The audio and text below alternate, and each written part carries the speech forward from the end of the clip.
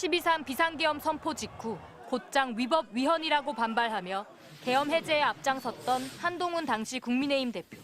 반드시 저희가 위법 위헌적인 비상계엄을 막아낼 것입니다. 다음 날 한 전 대표는 용산에서 윤석열 대통령을 만났습니다.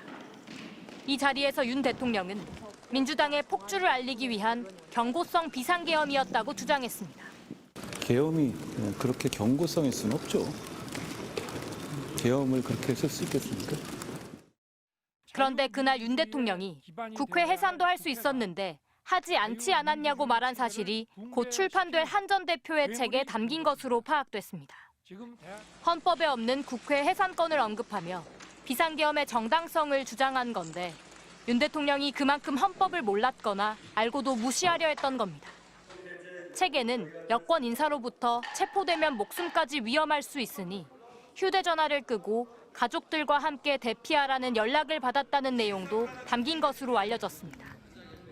한 전 대표는 당시 이 연락을 받고 체포될 경우에 대비해 계엄 반대 입장을 미리 녹음한 것으로 전해졌습니다.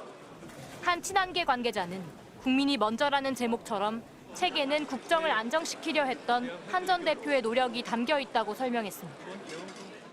비상계엄의 부당함을 주장하는 한 전 대표의 저서가 출간을 앞두자 그동안 탄핵 반대를 외쳐왔던 친윤계는 노골적으로 불편한 기색을 드러냈습니다. 진격해야 할 때와 후퇴할 때를 제대로 판단하지 못하는 장수는 자신뿐만 아니라 많은 분들에게 해악을 끼치고 한 전 대표는 책 저자 소개에서 법무장관과 당대표, 심지어 공군 법무관 이력까지도 담았지만 21년간 몸담았던 검사 이력은 제외했습니다. 검사 출신이라는 게 지금 국면에서 정치 행보에 도움이 되지 않는다는 판단 때문인 걸로 보입니다. MBC 뉴스 고재민입니다. 윤석열 대통령에 대한 탄핵 소추안이 국회에서 가결된 후 쫓겨나듯 당대표직에서 물러났던 한동훈 국민의힘 전 대표. 최고위가 붕괴되어 더 이상 당대표로서의 정상적인 임무 수행이 불가능해졌습니다. 줄곧 자맹해온 한 전 대표가 사퇴 꼭 2달 만에 공식 행보를 예고하는 메시지를 내놨습니다. 한 전 대표는 페이스북에 지난 2달 동안 많은 분들의 말씀을 경청하고 성찰의 시간을 가졌다. 머지않아 찾아뵈겠다며 공식 행보를 예고했습니다. 그러면서 책을 한 권 쓰고 있다고 밝혔습니다. 친한동훈계 인사들은 정치하며 경험한 데 대한 소회와 함께 앞으로의 비전이 담길 것이라며 한 전 대표가 오는 2월 말 3월 초 책을 출간한 뒤 국민과 소통하기 위한 북콘서트 등을 생각하고 있다고 설명했습니다.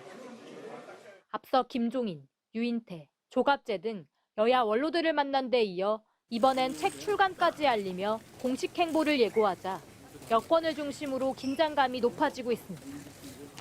윤석열 대통령과 대립각을 세우며 계엄 반대와 탄핵 찬성에 앞장섰던 만큼 한 대표의 복귀가 여권 분열의 단초가 될 수 있기 때문입니다.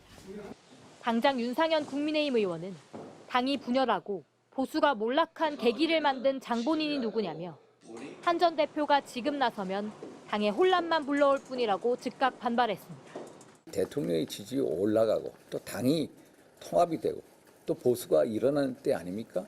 우리들의 이런 노력에 찬물을 끼얹을 수가 있다. 국민의힘은 탄핵 심판 결론이 나기 전까지 조기 대선은 논하지 않는다는 입장이지만 한동훈 전 대표가 공개 행보를 예고하면서 사실상의 조기 대선 국면에 접어들 거라는 전망이 나옵니다. MBC 뉴스 고재민입니다. 조지호 경찰청장은 지난해 12월 검찰 조사에서 12월 3일 밤 10시 30분에서 40분 사이 여인영 당시 방첩사령관이 텔레그램 전화를 걸어왔다고 진술했습니다. 윤석열 대통령이 비상계엄을 선포한 직후였습니다.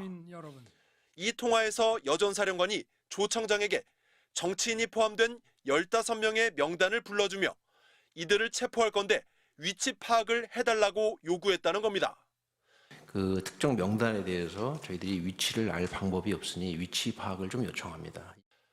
조 청장은 명단을 적은 메모를 버려서 전부 기억은 못하지만 이재명, 박찬대, 정청래, 우원식, 김명수, 권순일, 김동현의 이름은 기억난다고 했습니다.